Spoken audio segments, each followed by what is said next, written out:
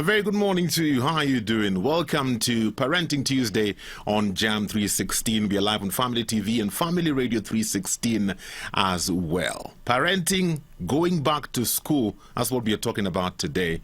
What will it take? Are we ready for back to school? You know, on Sunday, this past Sunday, we reopened our services where I pastor. And it was very interesting because a good number of people didn't show up, you know, and interacting with people. You know, some people are telling you, I'm not ready yet. Me, I'm coming back next year. And so I was thinking about that and trying to correlate that with school. If adults are afraid even to go to church, what about releasing their children to go to school? Are we there yet? What will it take for us to get to the place where we are ready to take our children back to school? What measures need to be put in place?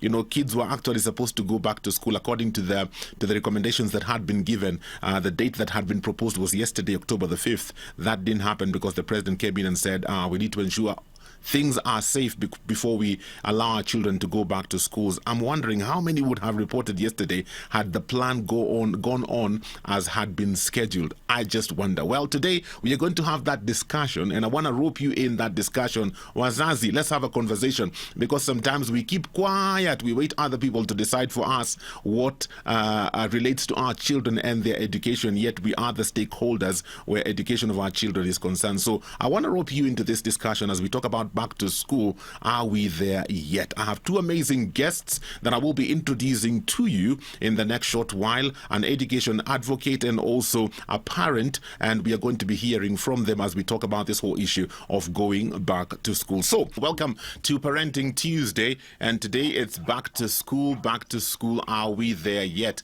I'm asking you as a parent, what will it take for you to be comfortable enough to send your child back to school? And Liz Wamboy is telling me, I believe there's a lot of confusion about reopening of schools because the president says there's no going back to school. The PS says the children need to be back to school. And for sure, children are going back to school, but in which class? Myself, I will not allow my children to go back to school because you can see even the grown-ups, the way they are behaving. Since the day the bars were opened, it's become total hell. That's what Liz Wamboy is saying. Liz, thank you so much for your contribution. So parents, I want you to participate in this discussion. Your SMSs are coming in on 20316, WhatsApp on 0786316316. Two amazing guests joining me in studio via Zoom. First and foremost, we have a parent. Marion, how are you doing today? Fine, thank you, Pastor James. Nice to see you. It is good to have you on the show, Marion Wasia. Karibu sana. We also have an education advocate. He has been a teacher for many years. He's a writer, commentator, influencer on education matters. I have Peter Amunga. Peter, good to have you on the show again. Karibu sana. Yeah, my pleasure. Good to be back here again. Great. Peter, let me begin with you. You know, was it last week? Last week before the president made his speech, we were all over the place because we had the understanding that there was a possibility that schools were supposed to reopen yesterday, October the 5th. Do you think if the president had said, let's move on, do you think that would have really worked out? Yeah. We were all expectant of the president opening up the schools, you know, because everybody was like, the children have stayed home for so long. Mm-hmm. Actually, all major economies in the world, large, you know, countries with bigger economies, and who have been affected a lot more than we have been affected as a Kenya, as a country, have opened up their schools, talking about the UK, talking about South Africa, talking about Sweden. Mm-hmm. Actually, in Sweden, they didn't even close schools. Talking about the USA, you know, they have actually opened up their schools. But you see, they have had some very well organized, very well oiled machinery to lead to the opening up of schools. Uh-huh. We as a country have remained largely talking about reopening schools. But when you go back to those schools to look at what's being done there, you don't see much. Yeah. Not much is going on. Yeah. Okay. I'm just wondering, Mariam, would you have taken your child to school if that date had been approved? Well, it's a pleasure as well to be online. To be on the show this morning. And as my learned friend Peter says, him being in the education field, that we have seen very well-oiled machinery. I haven't seen that here, so I am not comfortable taking my child back to school, honestly. What would it take for you to be comfortable to take your child to school? I want to see, the things like for when the CS goes around and they show us what is going on in schools, we are only seeing that in the elite schools. Mm-hmm. Can we see that more in rural schools? Well, he said he's a public servant. It seems like not much interested in the private school sector where most of our children are, because we are looking for value for our money and for quality education, which most of the public schools don't provide. I am sorry to say, but that's the truth of the matter. Mm-hmm. And so when we see that being done in the elite schools, we feel those of us whose children go to not so elite schools are neglected. Yes. Okay. We haven't seen the physical preparations for preventive measures. We haven't seen the psychological preparations, even for the teachers themselves. Mm-hmm. Are they psychologically prepared? Then when we see the conflicting news, the president saying we are not opening, the CS saying we are opening next week, even our children watch news. Yeah. They know. So they are also equally confused. They don't know, well, like my daughter, she wants to go to school, but she does not want to repeat the class she was in. She wants to move on. But again, she still wants a graduation ceremony because she was supposed to graduate from She wants to do the next grade, but have a graduation at the same time. So you see, these backs and forth are not helping, and that makes me think I am not ready as a parent to take my child to school. Another issue is we need to be ready financially. Going back to school means money. Okay. As much as the CS says public schools are free, is it free for sure, for real? Is it? And now, since they had assured us that schools will not reopen until January, if I speak for myself, I had prepared for January, so the monies I would have put aside for my children's fees have been put into other things to come January so that I am ready for it. When he says we are going to school, let's say next week, what happens to those of us with children in private schools? When he says take them to public schools, are public schools able to accommodate us already? They're overflowing, yet we are supposed to be looking at reducing the numbers. Yes. So that we are putting in place the measures of social distancing and such like things. I am not ready to send my child back to school. On the whole issue of cost, Peter, there's a very interesting article in the papers today where the ministry is really saying that the parents and the teachers will have to chip in to foot the bill when it comes to taking our children back to school because of the health requirements that need to be put in place. So parents will have to bear the cost of buying masks for their children, in some cases even ensuring that there's water in the schools. And I'm just wondering, is that a reality? Is it that the ministry is out of touch with what's going on on the ground? Because a good number of people have lost their jobs. They don't have those finances. How practical is that? Yes, actually, I've seen the papers today, and what the paper has written is actually the truth. Right now, as we speak, teachers in public schools have reported to schools. Yes. Now, what they are doing there, you must be seeing some clips. Most of them are just sweeping, maybe playing games, yes, and just waiting for whatever will happen. And I've been to some of those schools. By the way, I've worked with the Kenya National Union of Teachers. I've worked with Kenya Women Teachers Association. Mm-hmm. I've been a teacher for 25 years in high school. And right now, I'm a BOM chairman of a public school here in Nairobi, a high school here in Nairobi. Yeah. And in my school, where I am the BOM chairman, we have not done anything near meeting those standards, the COVID-19 protocols, in terms of social distancing, water points, and all that. So our teachers have reported in those schools. Right now, teachers are in my school here in Nairobi, and they're doing practically nothing apart from just sitting and waiting for another commentary to come from the Ministry of Education. Now, about costs. Truth of the matter is that education is expensive. Yes. Education has a cost. What, for many years, Kenyans or the Kenyan ministry has led Kenyans in a big lie that, education is free. There is nothing like free education in the world or in this country. As a parent, with the COVID-19 protocols, I I want to tell parent Marion and other parents who are listening that they will have to dig very deep into their pockets. Most likely they'll need to get more masks for their children to put on when they come to school. They will also require a lot of issues to do with even transportation will be expensive. Yes. Because right now, even sitting in the school bus will have to be rearranged. Now, for teachers, how the costs come in for teachers is that we as teachers may have to teach more lessons because the classrooms will be now with more classes with fewer students. We have to give them more attention. We have to spend more time in school. We have to also do guiding and counseling of those children. And we have to recover what they have had to not learn for the last few months, around 7 months now. And we may also be forced to come up with a revision to remind them what they had learned. Yes. Or what they have unlearned, let me say so, for the last very many days.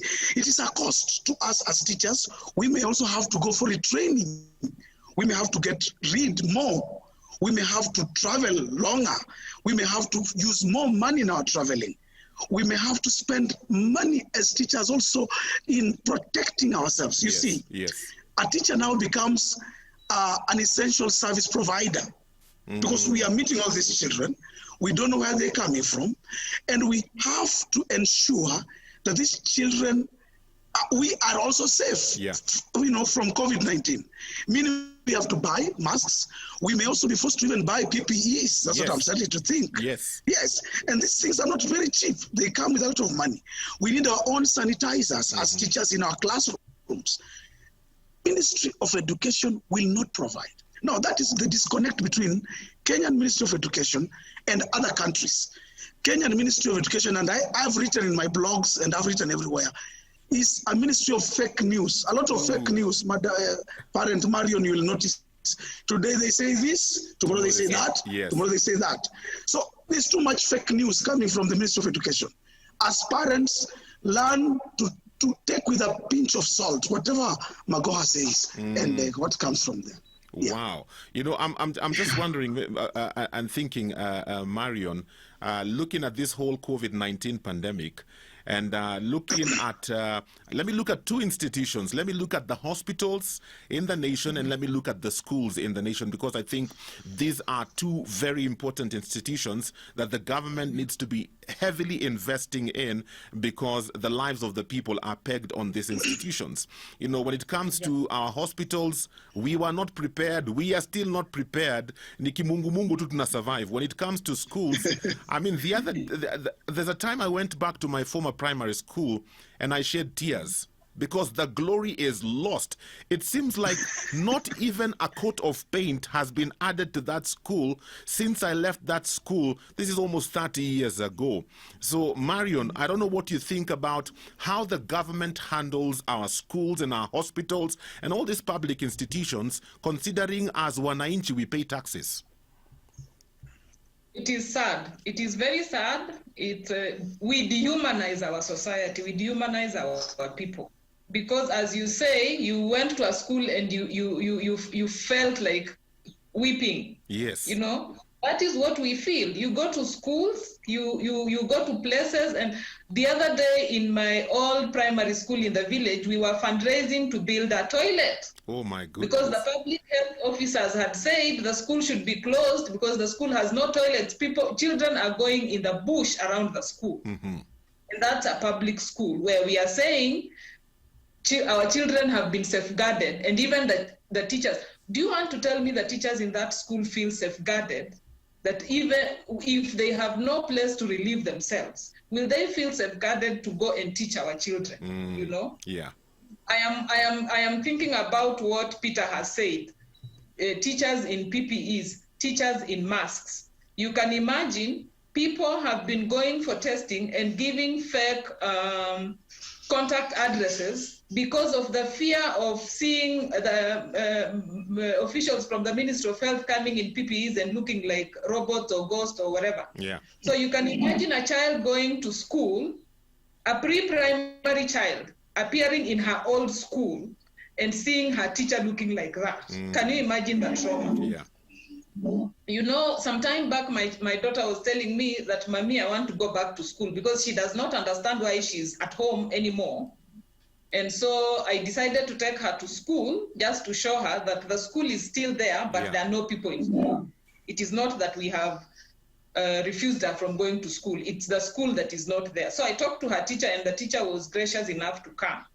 When we appeared in school, she was shocked that she couldn't hug her teacher, because that is their tradition. When they get to school, the teacher hugs them. Yes. Now, because of COVID, they have to keep social distance, and the teacher is in a mask, and the teacher is telling her, I am sorry, I cannot hug you. She couldn't reconcile with that. And now tell me that same child now goes back to that school and finds a teacher in a PPE. She's not even sure if it's still her same teacher, because you see PPEs, they have to write your name on it for people to read who you are.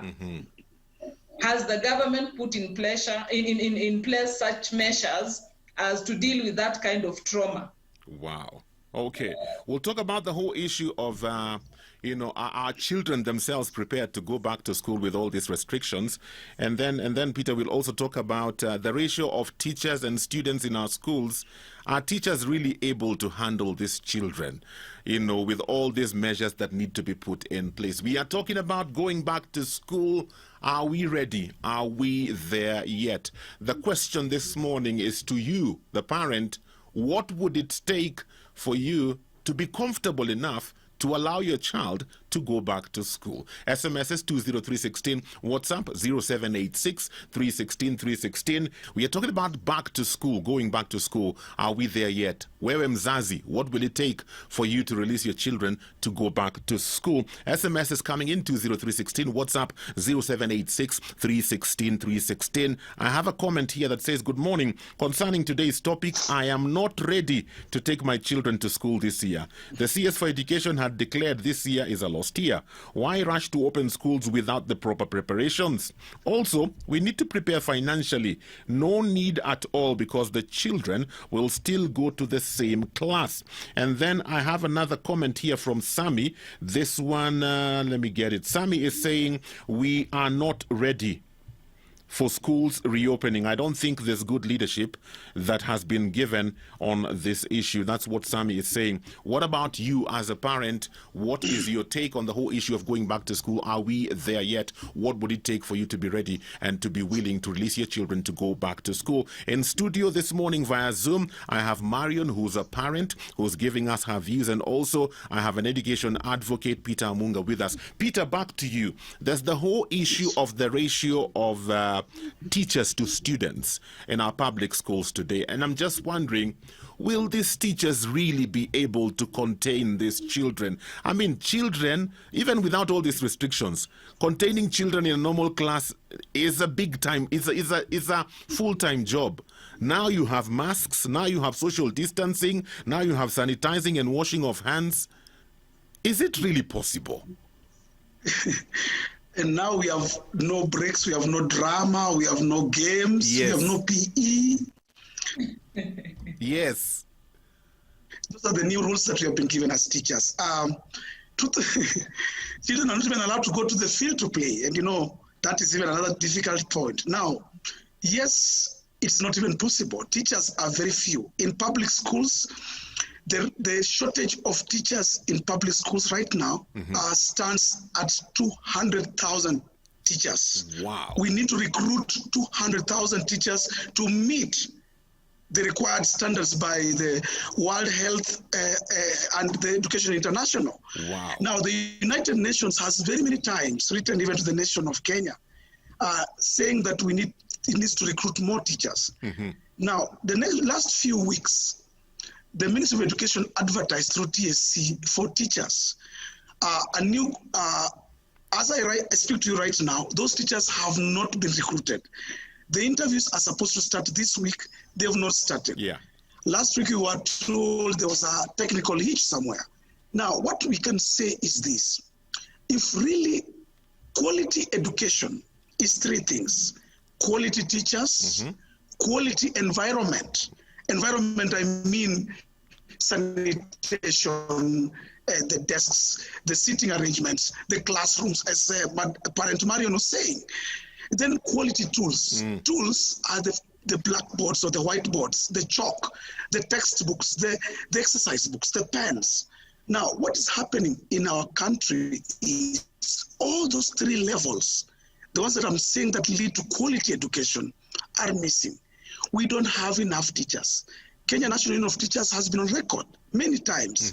It's complaining about the number of teachers in this country. In Nairobi alone, we have got around 7,000 schools.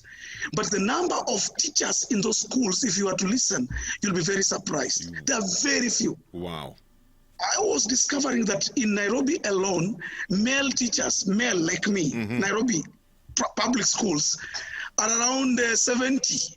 Most of the other teachers are, female teachers. I'm just telling you the truth. We have done our research. Oh, my goodness. Most primary schools, the father figure, even those schools, a male teacher like myself, you may not find. Now, I'm not saying that female teachers are bad. They're the best, actually. They have been proven. Some, research has been done. But again, you discover there are very few. Many of them are also retiring. Others have reached levels whereby they've been promoted to become heads of schools. Yeah. Others are also parenting. Sometimes they go for maternity leave. So we have so much, the shortage of teachers in this country is very big. We don't have enough teachers. And we are telling the ministry many times, employ teachers. Yeah. Bring us more teachers to our schools so that we can handle what is going on right now. Without teachers, there's very little that can be done. Wow. Marion, I was talking to a fellow parent the other day about this whole subject. And I was asking them, are you willing to release your children to go back to school? And this parent told me, personally, as an adult, I struggle putting on a face mask for long. So I can't imagine my child having a face mask the whole day. This tiny fellow, apana, I can't release my child to wear a mask the whole day in school. I don't know what you think about that, Marion. I equally have a challenge because if I have to stay in a mask all day, if I am out there, for example, when I come back in the evening, I have a headache. For a while, I couldn't understand why I was getting headaches until a friend who is a medic told me it's because of the limited oxygen in the mask. So your brain is actually telling you that there's something that is not right. And then there were all these stories about children not being allowed in masks because they can easily suffocate and so on. And now, as that parent was telling me, you are telling me that I have to keep my child in a mask for, say, 6 hours. Yeah. And this is a child, and I am not there to ensure that she keeps on her mask the whole day. You are expecting a child, for example, a friend of mine who is a teacher in a school in Bungoma was telling me in her class, she has over 50 children. Wow. Actually, did she say 99? I don't want to exaggerate, but around there. She says she speaks at the blackboard because she can't even move around in class. Yeah. And now you are telling me this one teacher has to ensure that 99 children in her class are putting on their masks, are sanitizing as expected, are keeping distance from their peers. Yes. Is that even possible? As I said before, I think we have really dehumanized our children and the whole, school and education fraternity. I think it's time, even as we are talking about being prepared and so on, maybe as the media, Pastor James, you need to go out there into the schools and check the preparedness without the Ministry of Education officials, because a lot of what we see is like stage managed. Yeah. We don't know whether to believe that actually those things are happening, because in the spaces where we are, we don't see those things happening. Okay. Peter, so maybe the media go out there and really tell the world or tell Kenya that this is the true picture of our schools, and this is what the Ministry of Education is portraying to be as the picture. Can we compare and contrast and decide, are we really ready for our children to go to school and be exposed in this way? Wow. Peter, I'm just wondering, the numbers that Marion is giving us, is that the norm in public schools? Yes. In fact, Marion, you may be talking about Bungoma DEB Primary School, which is the largest population in this country. Wow. Bungoma DEB has got 5,000 children Oh, in one place, and most classes are 80 and above children in a class. 80 and above. Mwiki Primary School here in Nairobi. Mwiki is just down here. Yeah. It has the head teacher has to address pupils using a public address system, because in every assembly he has got 4,500 children listening to him. Now, come to schools. You saw Kakamega Primary School where there was a stampede. Yeah. And you saw what happened that time. You must have realized that that class 5 where the stampede occurred, we were told the standard 3 classes in that school had 180 pupils. Now, surely those are very many pupils. And as Marion says, a teacher cannot manage. Yeah. One teacher cannot be able to handle a large class of 80 children. With the new curriculum that we now have called the CBC. Yes. The CBC requires smaller classes, more teachers, and more activity in class. yeah, But and in public, yeah. and so in public schools, you will not get that kind of thing going on. Yeah. That is why you are seeing private schools have been taking over, because they are able to kind of meet some of these issues that we are talking about, like ensuring their teachers. The only problem with private schools is they also lack proper funding. School fees alone is not enough for a private school. You also need, in the developed nations, they also get subsidies from the central government to help them be able to equip, to run, and to pay teachers. Yes. So we are saying, well, as Marion puts it, there's a lot of faking it, I don't know what, living a lie. I'm happy we are on a Christian television this morning.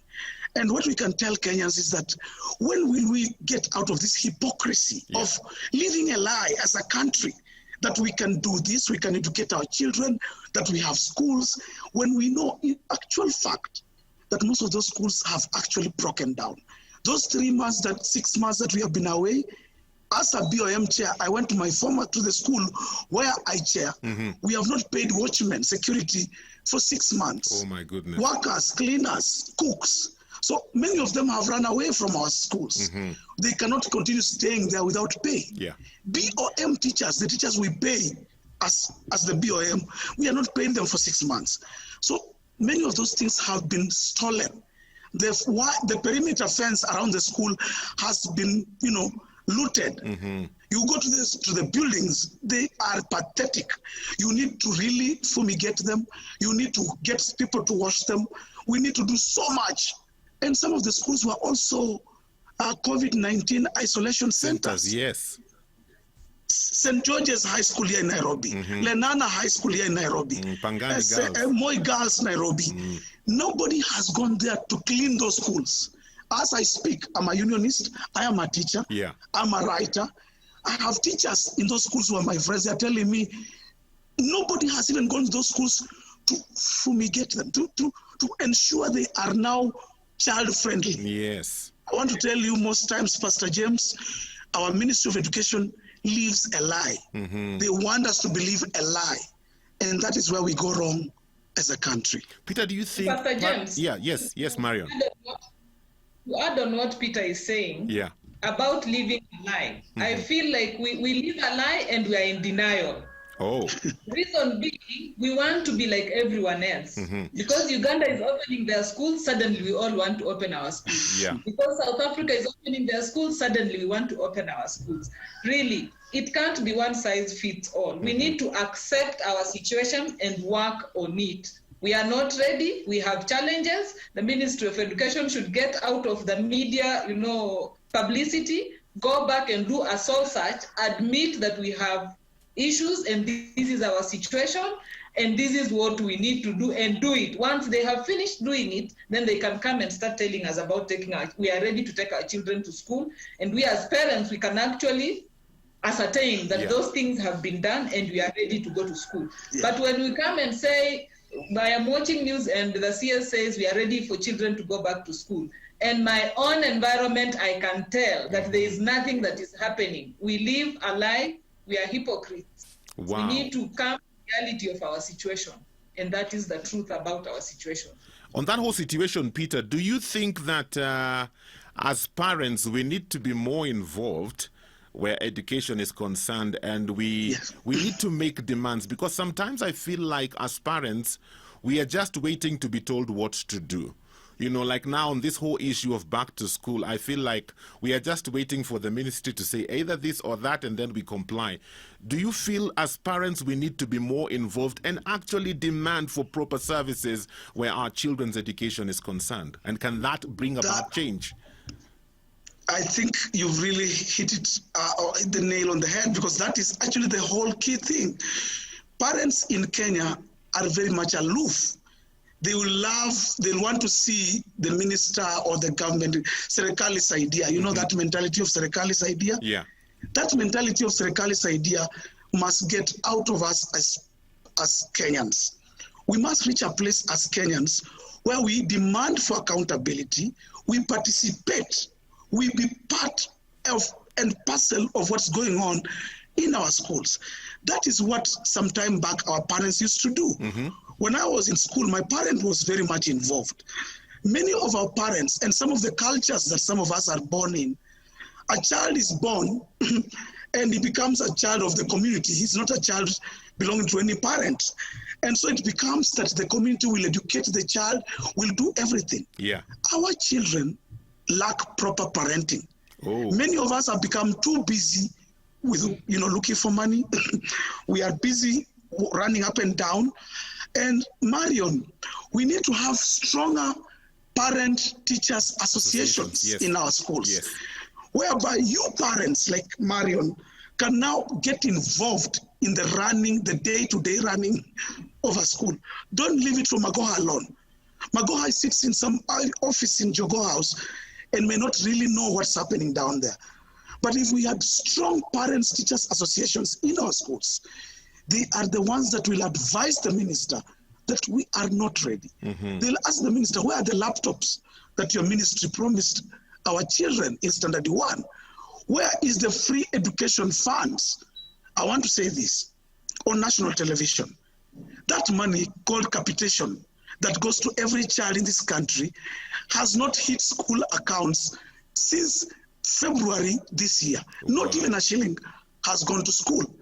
As parents, that is your right. You are paying taxes. You need to ask the minister through your Parents Teachers Association, where is the money that your government, President Uhuru Kenyatta, promised to be sending to schools? Why are schools not having money? By the way, we cannot even be talking about school reopening right now if capitation, money for free secondary and free primary, has not hit school accounts since February. Wow. They sent a quarter of the money that's supposed to go to schools. Up to now, no money. 2019, the ministry did not complete paying all the money to schools for free primary and free secondary. They still are debt. 2018, they still are debt. So schools are operating on debts. I am a BOM chairman. My principal of the school where I am his chair keeps running away from suppliers because he has not paid them for almost a year. Wow. He goes to school, he sneaks into school at night, does a few things and runs out because suppliers will catch up with him and they'll demand their money. As Marion has said, we are living in denial, Pastor James. And the denial that we live in is we Kenyans causing it. If we were demanding for accountability from our leaders, from our members of parliament, from our Ministry of Education, through parents' associations, we will be in a better place right now than where we are today. Wow. Can I defend ourselves? Just keep that thought, Marion. Keep that thought. Do you have any questions for us today? Do you have anything you want to add to the conversation we are having? It is all about going back to school. Are we there yet? Are we ready? What would it take for you as a parent to be comfortable enough to release your child to go back to school? SMSs 20316, WhatsApp 0786 316 316. Parenting Tuesday, back to school. Are we there yet? What would it take for you to be comfortable enough to take your child to school? In studio with us via Zoom, I have Marion, who's a parent, and I also have Peter Amunga, who is an education advocate. So Peter and Marion, so this is where we are. This is the reality on the ground. You know, what's the way forward then? What are the solutions? Because if we only highlight the problem and not come up with ideas about how to move forward, then we are not helping much. So, Peter, being somebody who's passionate about education, you've been in the education field for years, you've been a teacher, you know, you're advocating for good education in this country. What is the way forward? Yes, number one, COVID-19 is obviously here with us, and we can't run away from it. We have to know how to live with it. So the first thing that we as Kenyans must accept that there's a disease in our midst, just the same way we accepted HIV and AIDS, and we started knowing how to live with HIV and AIDS. Yeah. We have to learn to live positively. We have to learn to know how to bring up our children, knowing that the environment out here is not good. There is a pandemic out here. So we as parents, first of all, must take responsibility. Then our government must also start opening up the economy.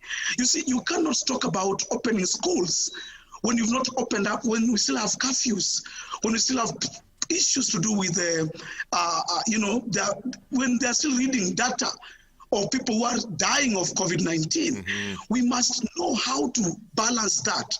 We cannot talk about taking our children to school and we are still telling Kenyans that people are dying out there, that there is a problem out there. So we must learn how to create an issue or how to give confidence to our country. Then number three is about the Ministry of Education. The Ministry of Education must give hope, education is about deadlines, it's about timelines.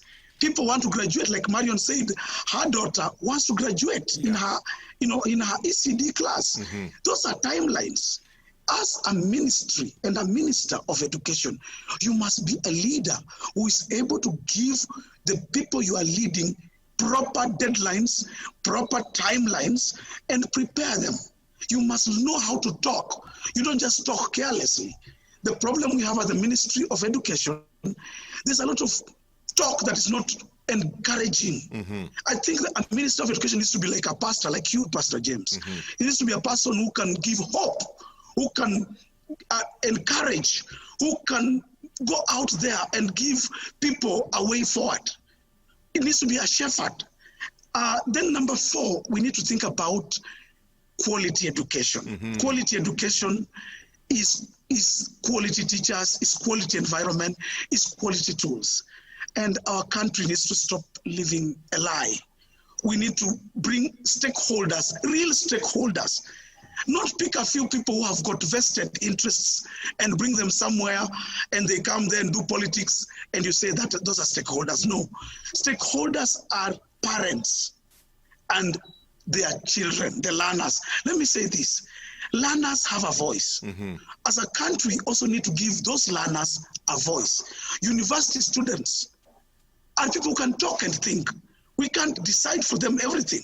Allow them, even ECD children, they know how to think. They also know what is good for them. Like Marion's child says, I want to graduate. That's a very important point that we need to listen to as stakeholders in education. So we need to give learners also a voice. When Professor Magoha is meeting stakeholders, can he also meet learners? Can he visit some ECD children in Marion's house, Standard 7 children in my house, and ask them, what do you really think should happen? And finally, this one now is to our political class and the president. Don't politicize education. Education should never be politicized. It should always be done out of politics. By that I mean, the people who give views and the people who lead education we should not allow politicians or politicals to interfere with the decision making in the running of education. That way we'll be moving forward. I tend to think schools should be reopened in phases. Let the universities start. Let a few high schools, especially Form 4 candidates and Standard 8, report. And that way we can weigh and see where we are as a country. We can't open all at once. Let us open in phases as we go ahead.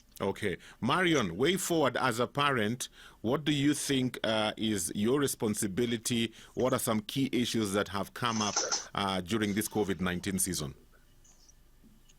Thank you very much. Thank you, Peter, for bringing in all of those issues. I appreciate and want to reiterate the things that you are saying. And as a parent, Pastor James, I want to say that indeed it's our responsibility to participate actively in the education of our children. Unfortunately, as Peter has ably highlighted, education has been politicized quite a lot. Yeah. So you find even the people who will call themselves parents representatives, some of them are not even parents. They don't even have children in those schools. Yeah. If you as a parent take personal interest in your child's education and highlight issues that you think need to be addressed in schools, you are looked at as a rebel. And a lot of times you'll be sidelined even by fellow teachers because there will be lobbying that will happen behind the curtains. Yeah. We need to be genuine. We need to be genuine with each other. We need to be open. We need to stop living a lie. If it's a public school, it's all for the interest of our children. Okay. Secondly, I want to say that we need to improve on our communication in the education sector. A lot of what we are hearing is top-down communication. We as parents, we as children being talked down at. We need to improve our communication so that we have vertical, horizontal, and diagonal, all of those. As Peter says, our children have a voice. Yeah. They know what is good for themselves. A lot of times my daughter will stand and say, Mom, you're not listening to me. Can you listen? Because, and then at that point I have learned to say, okay, I was hearing, but now she's asking me to listen. Yes. It's time for us to listen to each other. Yes. Wow. Stop shouting at each other and listen to each other. Yeah. Communicate from both ends, up, down, up, and across. Okay. So that as a parent, if I am expressing an issue in the school, the head teacher is not thinking that I am after his or her downfall. They need to see me as an interested party. Okay. Yeah. Then we need to see the communication happening with love, care, and understanding. Yeah. Wow. We need to be encouraged. We need to be assured. We need to feel that someone is concerned about our well-being. But when we hear the politics, it's about politics. It's about the money that is coming or going. It's about the tenders. It's very sad. Okay. It's very sad we are humanizing our children, our education systems, and everything about it. And that would be my thought for now. Okay. Peter, as we finish, do you think that, one of the statements that has come out of this season is new normal? Everybody's talking about a new normal, a new way of doing things. Is there any chance that we will learn some lessons where our education sector is concerned and that we will get into a new normal? Is that a possibility? I believe that is a possibility. There is a new normal actually coming in the education sector. One, we have discovered the online learning tools, like what we are doing right now. I'm speaking to you from my house. Yes. Marion is speaking. Last time I was with you in the studio, remember? Yes. And now I'm in the house. Yeah. So we can say, what we can say is that there's a new normal even in the education system. I tend to think even exams and the way things are done in the universities and the high schools and the primary schools, things will change. I also tend to think that our leaders are also learning a lot of lessons. Yeah. I think they've been taking life for granted that, the sun will rise in the east and just set in the west, and I think life will always go on. Now they have discovered that mistake they made about the laptops, and which didn't materialize, has really costed them. In fact, they are very ashamed. You talk to any political person, they are very ashamed that project actually failed. They wonder why they would have developed it if it would have really helped us during this time. Yes. So they are learning lessons. Also, parents are learning lessons. Parents are discovering that the government is not all that it says it is. It's not the one that can provide education for your child. Yes. Parents are also learning that we may have to play bigger roles than we have been playing before. Yeah. Because funding from government is not always enough. And finally, what I can say is that the new normal that is coming is this. We are going to start having a lot of homeschooling. Home-based schooling is coming up. Yeah. It's there in the US, in the UK. And I tend to think that is where we are headed, that children will learn from home. And parents start preparing, start buying the tools, start knowing that you are the first teacher of your child. And what we have been seeing, like the teenage pregnancies, whereby parents think that teachers are the ones who are supposed to take care of their children. Yes. Parents have learned that we teachers do more than them. Yes. And they are really, they're starting to say, surely teachers have really been working. Yes, we have been working. That's the new normal, that we are learning to respect our teachers and what they have been doing. Wow. And that's what I can say for today. Peter Amunga, thank you so much. Marion, thank you for sharing and for being a part of Jam 316. I believe that was a very good conversation. Asanteni sana. Asante sana. Parents, kazi kwetu, we have to take the book. They are our children. We have to speak up. We are the stakeholders in the education sector. We have to know what we want. Sometimes we are the problem because we don't even know what we want. We have to know what we want and what's best for our children, and we have to be bold enough to say what we want. I love what Peter Amunga has said. Let's not play politics with education, because that's our children's future. Politicians, I know you watch this show. Me, I'm telling you, hey, sometimes I keep wondering, ile kiboko Mungu anatayarisha for some of the politicians in this nation. Hey, I really wonder. Let's style up. This is our children's future. Let's not mess it up. I'm out of time for our conversation for today. Thank you so much for being a part of Parenting Tuesday. For this and more of our shows, log on to www.familymediaonline.com to enjoy a wide variety of programs, from current affairs to testimonials and features, pastoral and inspirational shows, kids entertainment, and so much more. Also stream live on www.familymedia.tv.